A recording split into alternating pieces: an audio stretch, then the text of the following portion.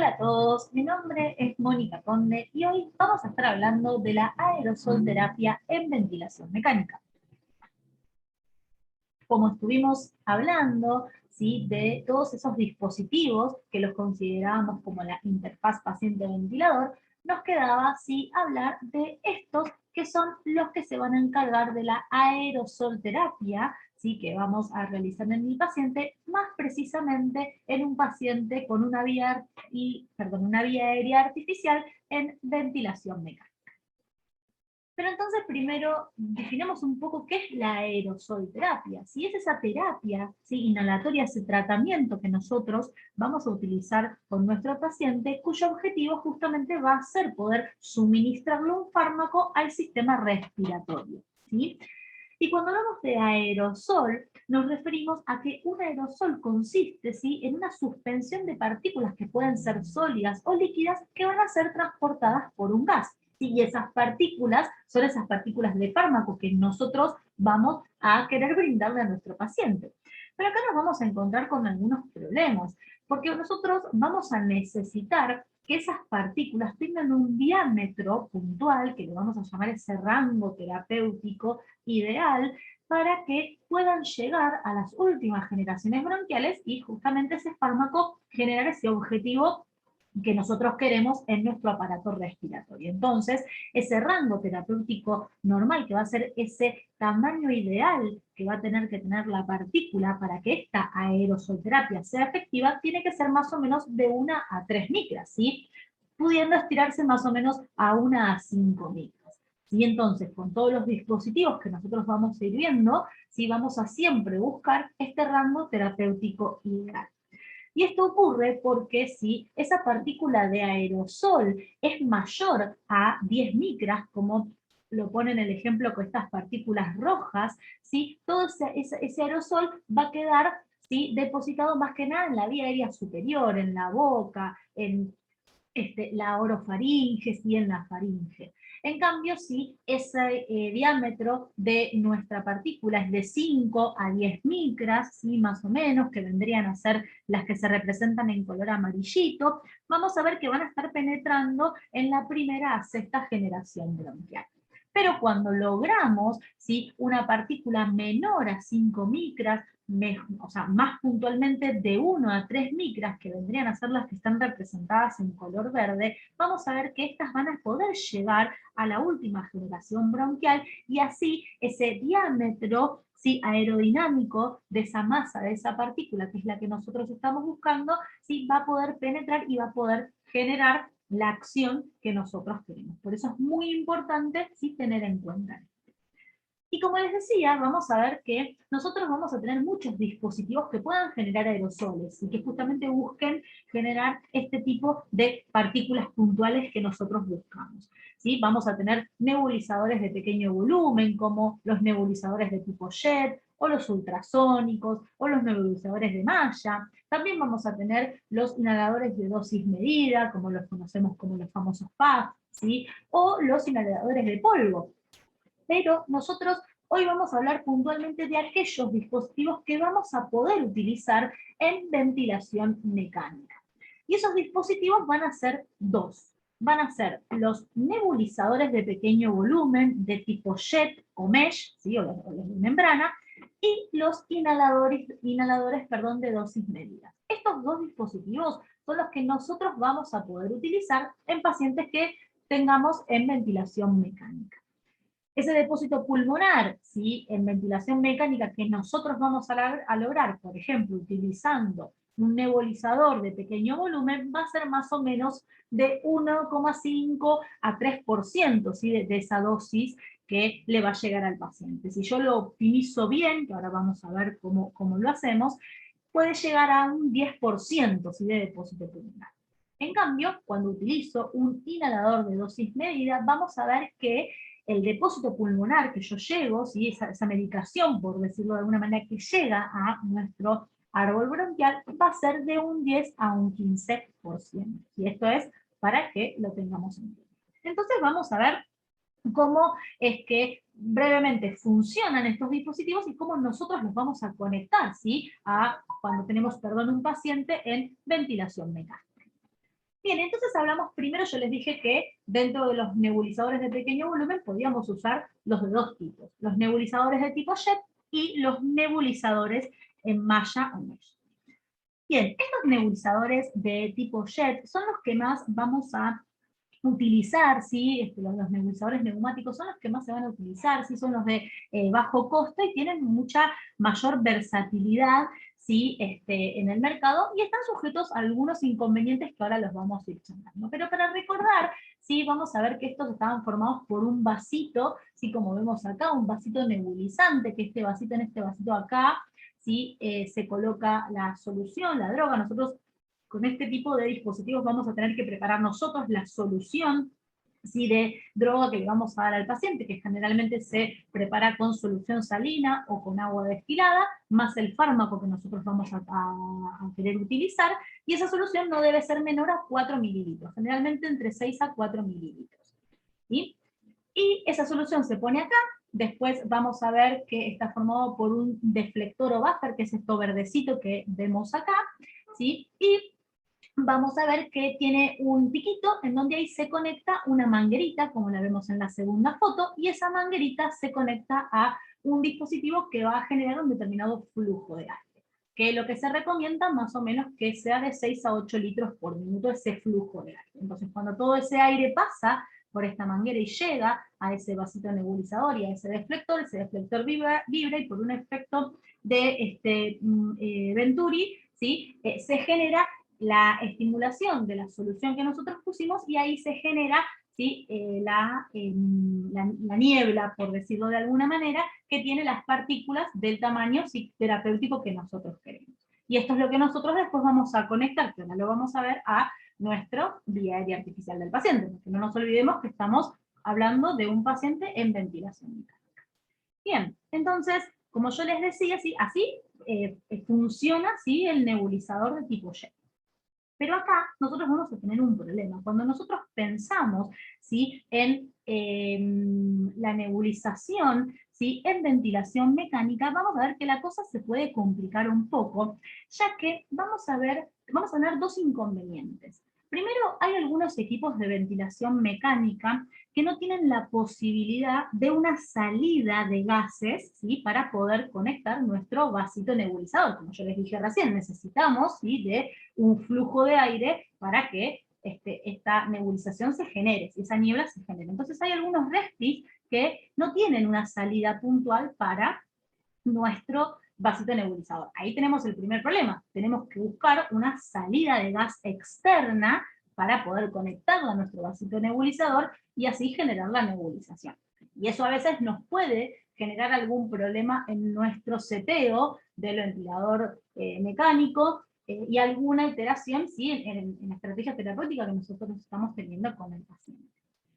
Y otro problema que podemos encontrar es que para que la nebulización sea efectiva, ¿sí? Y la entrega de droga sea efectiva y nosotros podamos optimizarla al máximo, el vasito nebulizador debe estar conectado en serie con la rama inspiratoria. Si piensen que lo tenemos que conectar en la rama inspiratoria, porque es el aire que va a llevar al paciente, si es ese aire que sale del equipo de ventilación mecánica, sale ese aire y ese aire llega al paciente. Entonces debemos de conectarlo siempre en la rama inspiratoria. Y se debe de conectar a 30 centímetros del conector ENI. ¿Sí? Recuerden que habíamos visto que estos sistemas corrugados tenían nuestra rama inspiratoria y nuestra rama expiratoria, y en la punta un conector ENI. Entonces, como vemos acá en la foto, nuestro vasito nebulizador debe conectarse entre la rama inspiratoria y a 30 centímetros del conector ENI. ¿Por qué? Porque así se ha demostrado, ¿sí? Que se genera, ¿sí? Como un efecto reservorio, ¿sí? Y se mejora la entrega de aerosoles. Entonces es por eso que se considera que cuanto más alejado de la vía aérea artificial y del conector ENI tengamos al vasito nebulizador, va a ser mejor. Pero ¿qué ocurre? Hay veces que tenemos que poner un conector al lado de otro conector para que esto ocurra, porque a veces estos piquitos no son universales, entonces la cosa se complica un poco. Algunos lo que hacen frente a este problema es conectarlo, como vemos en esta fotito de arriba, por delante del conector en I. Y este es nuestro vasito nebulizador y se conecta por delante del conector en I. A veces se puede poner otro tubito corrugado, y acá vendría la vía aérea artificial del paciente. ¿Sí? Esas son las dos opciones que se pueden utilizar, pero la verdad que a veces cuando uno piensa en este tipo de nebulizaciones en los pacientes se complican un poco. Bien, entonces nosotros vamos a conectar, ¿sí?, nuestro sistema nebulizador JET, ¿sí?, en el circuito del paciente. Y cuando vamos a hacerle las nebulizaciones, tenemos que tener en cuenta, siempre se recomienda aspirar a nuestro paciente, ¿sí?, evaluar, y si consideramos que tiene secreciones, aspirarlos, ¿sí?, antes de hacer la terapia de la aerosolterapia. Luego preparamos, como yo les decía, la solución, que es de 4 a 6 mililitros, ¿sí?, de solución salina o agua destilada, y de la droga que nosotros queramos utilizar. Como les dije, armamos, ¿sí?, nuestro equipito, nuestro nebulizador, y lo colocamos a 30 centímetros del conector en I, en la rama inspiratoria, siempre eso es lo ideal.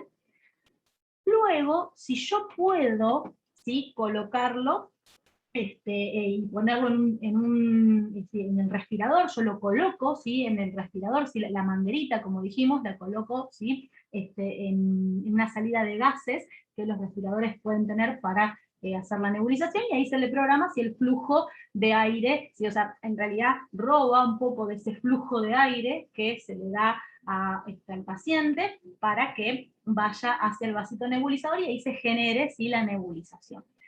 Se recomienda siempre utilizar flujos bajos del respirador, ¿sí?, porque si nosotros usamos flujos altos se genera un flujo de aire muy turbulento, ¿sí?, y al ser tan turbulento no garantiza, ¿sí?, la entrega de droga al paciente. O sea, en realidad la disminuye, perdón, no es que no la garantiza. Si utilizamos una fuente externa, ¿sí?, porque nuestro respirador no tiene esa celda para aportarle gases a la nebulización, entonces utilizamos una fuente externa que debemos tratar de poner entre 8 a 10 litros por minuto. Ese flujo en realidad generalmente se programa de 6 a 8 litros por minuto, porque con flujos muy altos en la puntita de la manguerita, cuando la conectamos al vasito nebulizador, a veces hace mucha presión y se sale, se zafa. Entonces, generalmente de 8 a 10 litros por minuto el flujo está bien. Tenemos que tener en cuenta que ese flujo que se le está entregando es un flujo de aire que se le da de más al paciente, entonces lo debemos de tener en cuenta a la hora de ver si tenemos que modificar el seteo del ventilador mecánico.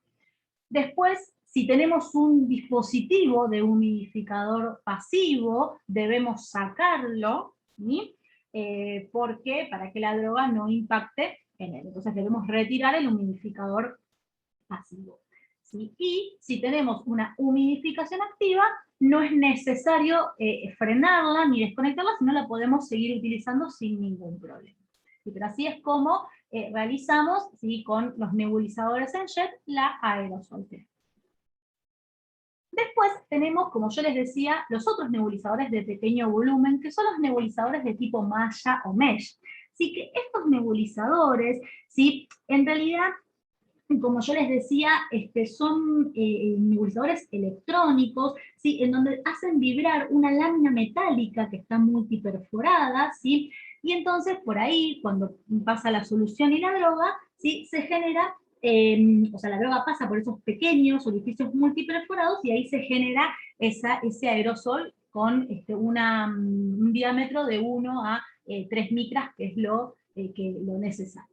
Y está demostrado que se entrega de 2 a 4 veces más de dosis que si utilizamos un nebulizador de tipo jet, porque la droga casi no se pierde, si la dosis, ¿sí?, la pérdida de dosis es mínima. Pero este tipo de nebulizadores son muy caros, casi no hay en el mercado, y entonces es por eso que no se utilizan, ¿sí? Vienen así, armados, ¿sí?, en donde se pueden conectar justamente entre el conector en I y la rama inspiratoria, como vemos acá, o si utilizamos humidificación activa, se pueden conectar en la rama inspiratoria antes del humidificador activo.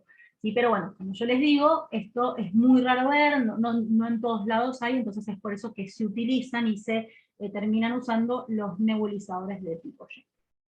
Y después, otro dispositivo que nosotros podemos utilizar para realizar, ¿sí?, aerosolterapia, van a ser los dispositivos de inhaladores presurizados de dosis medida, que son los famosos PAF, ¿sí? Los que conocemos en realidad, ¿sí? Vulgarmente como los PAF. Y estos vamos a ver que están formados por, ¿sí? Lo que se llama un canister o un contenedor, ¿sí? Y estos tienen adentro el fármaco que está combinado con otras sustancias como estabilizantes, el gas flopursol o propelente, ¿sí? Con un montón de otros gases. Acá nosotros no vamos a tener que armar, ¿sí? La solución, sino que ya acá, ¿sí? La droga ya viene armada. Estos dispositivos, este canister o este contenedor, siempre va a tener que tener de un actuador, ¿sí? O un disparador justamente para poder activarse y entregar la droga. Así que generalmente son estos, bueno, este cosito violeta que se ve acá, donde ahí se pone el canister, ¿sí? Que le cae el piquito, y cuando uno lo aprieta, ahí se activa y sale la dosis.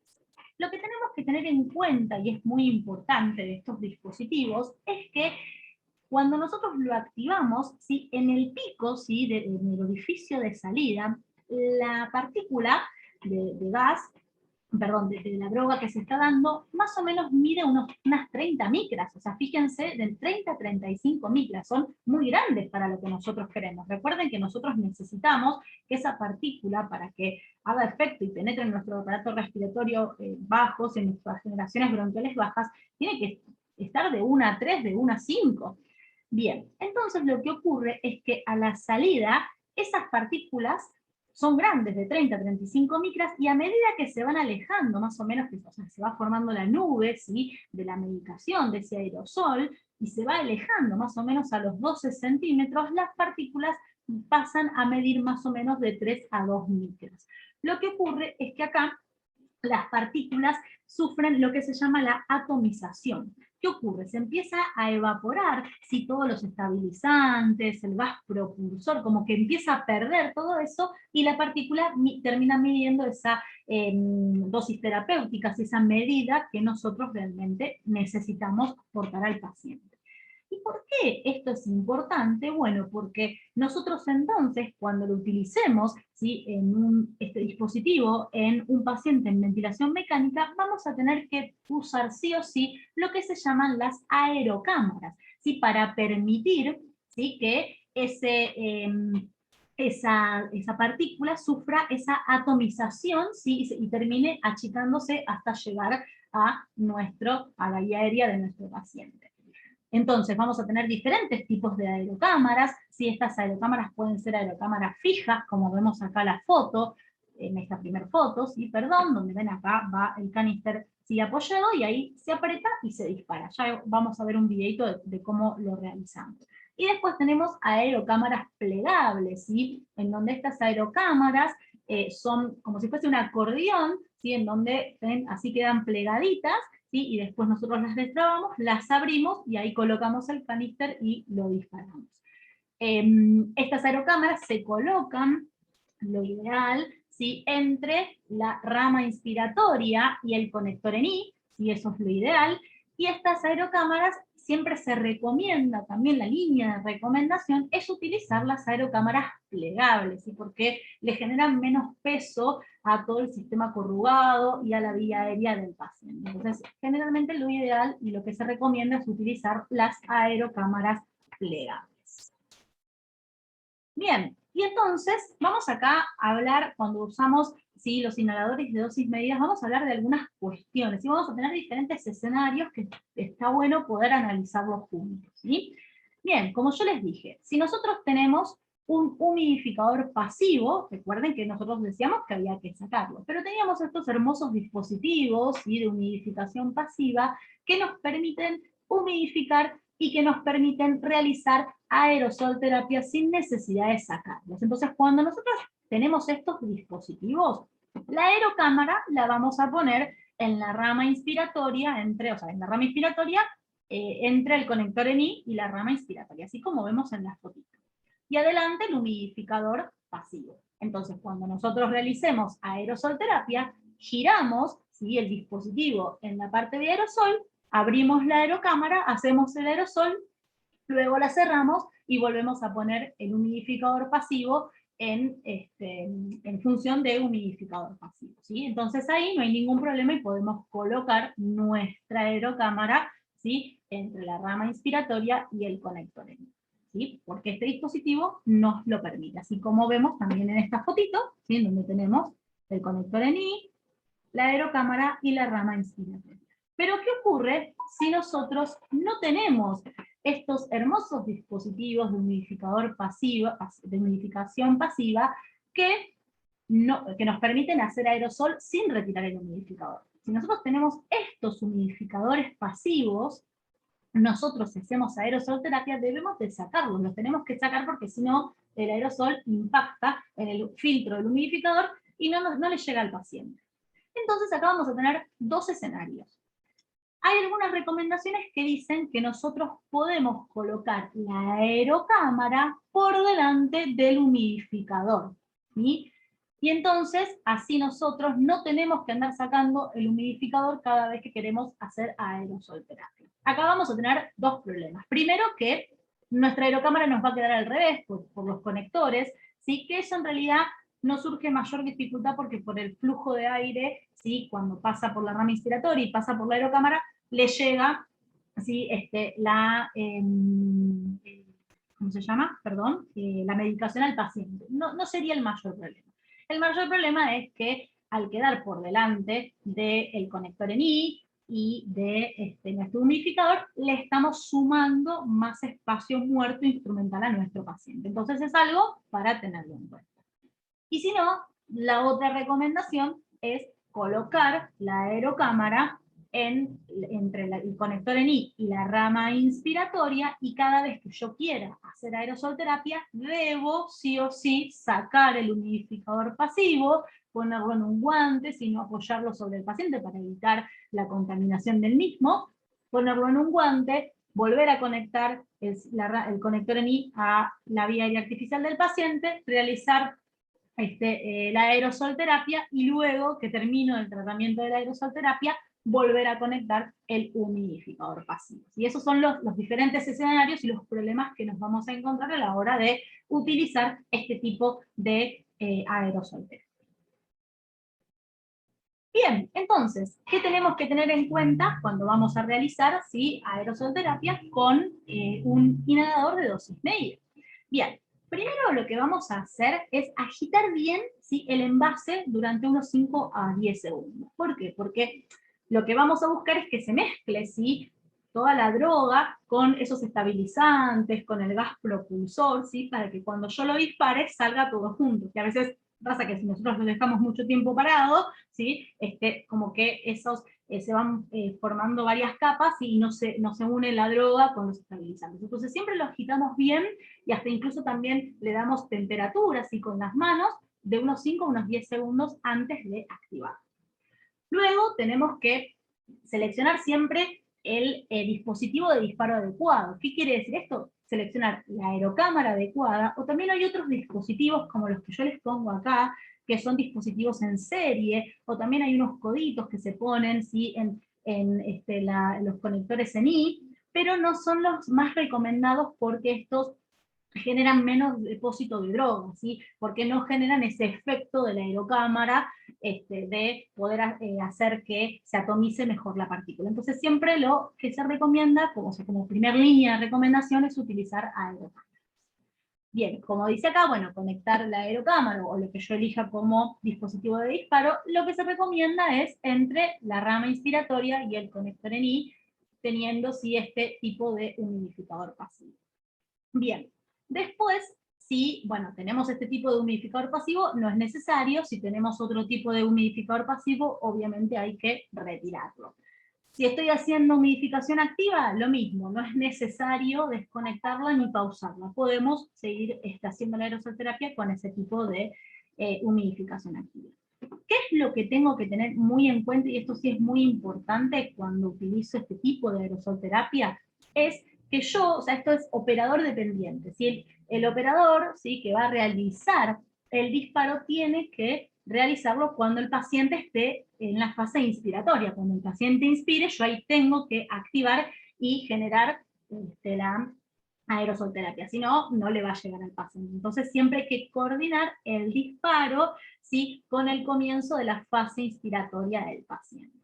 Otra cosa a tener en cuenta es que generalmente se deben de contar de unos 6 a unos 10 segundos, ¿sí?, para hacer un siguiente disparo, ¿sí? Y luego que yo ya hice todo el tratamiento, generalmente se dice que se da toda la dosis más o menos cuando yo disparé 4 veces, ¿sí? O sea, se dispara, yo disparo, espero, cuento unos 10 segundos, vuelvo a disparar, cuento unos 10 segundos, vuelvo a disparar, y así, ¿sí?, más o menos 4 veces se cumple como toda la dosis, ¿sí?, que se necesita. Y después se esperan más o menos unas 8 respiraciones antes de colocar el humidificador, si tuve que, pasivo, si tuve que sacarlo, o se cuentan más o menos unas 8 respiraciones antes de darlo vuelta si estoy utilizando este tipo de dispositivos. También se recomienda, ¿sí?, en el respirador, utilizar flujos bajos, ¿sí?, para que no se genere, como yo les decía antes, ese flujo alto de aire turbulento que me disminuya la cantidad de dosis que se entrega al paciente. Piensen ustedes que siempre lo que vamos a hacer es tratar de optimizar al máximo este tipo de terapéutica que implementemos en nuestro paciente. Entonces ahí vamos a ver un videito, ¿sí?, de cómo es, ¿sí?, la maniobra. Fíjense que acá tenemos este humidificador, que justamente, ven, lo giramos, se pone en aerosol, desplegamos nuestra aerocámara plegable, colocamos el dispositivo que ya lo agitamos previamente, esperamos a que el paciente inspire y lo accionamos. Ahí lo accionamos, lo apretamos. Una vez que lo accionamos, plegamos la cámara, cerramos el dispositivo. No nos tenemos que olvidar de poner, ¿sí?, en HME de nuevo el humidificador pasivo, y termina la maniobra. Bien, ¿qué factores pueden incidir en la aerosolterapia en estos pacientes que tenemos en ventilación mecánica? Bien, acá hay algo que es importante, un poco ya lo estuvimos hablando, ¿sí?, cuando les fui contando en cada dispositivo puntual, pero siempre tenemos que tener en cuenta el diámetro del tubo orotraqueal, ¿sí?, que la vía aérea artificial que nosotros tenemos va a ser un obstáculo, ¿sí?, que va a disminuir el depósito pulmonar de los aerosoles que nosotros generemos, porque produce una determinada resistencia significativa y generan un aire turbulento, y hay una determinada pérdida de dosis, y más si el diámetro del tubo es más chiquito. Después, bueno, como hablamos, ¿sí?, en las nebulizaciones, cuando hacemos, aerosolterapia a través de la nebulización, siempre tratar de colocarlo en la rama en la rama inspiratoria a 30 centímetros del conector ENI, si es lo que más se recomienda. Lo mismo con la aerocámara, tratar de utilizar la aerocámara poniéndola en el conector, en la rama inspiratoria también, entre la rama inspiratoria y el conector ENI. Si tenemos pacientes que los podemos poner en una modalidad espontánea, si en CPAP, se mejora mucho más la entrega a un 23%, si eso se fue demostrando que se genera un mayor depósito, ¿sí?, pulmonar. Cuando hablamos de el flujo, ¿sí?, cuando utilizamos los nebulizadores JET, ¿sí?, recuerden que si teníamos que poner un flujo colateral, lo teníamos que poner entre 6 a 10 o entre 6 a 8 litros por minuto, y utilizar flujos bajos para que no sea un flujo turbulento y no genere pérdida de dosis. Si utilizamos los sistemas de los disparadores de, los inhaladores de dosis medida, recuerden que tenemos que sincronizar, ¿sí?, el disparo con la fase inspiratoria del paciente. O sea, cuando el paciente inspira, nosotros debemos, ¿sí?, accionar y generar ese disparo, porque si no la droga no le va a llegar.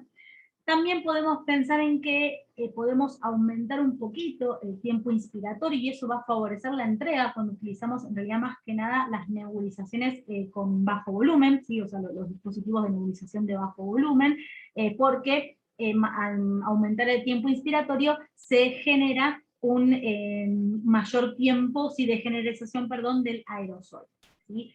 Pero bueno, estas son algunas cosas que nosotros, ¿sí?, debemos de tener en cuenta a la hora de realizar esta aerosolterapia en pacientes que están en ventilación. Espero que les haya sido de utilidad y nos encontramos la próxima. Muchas gracias.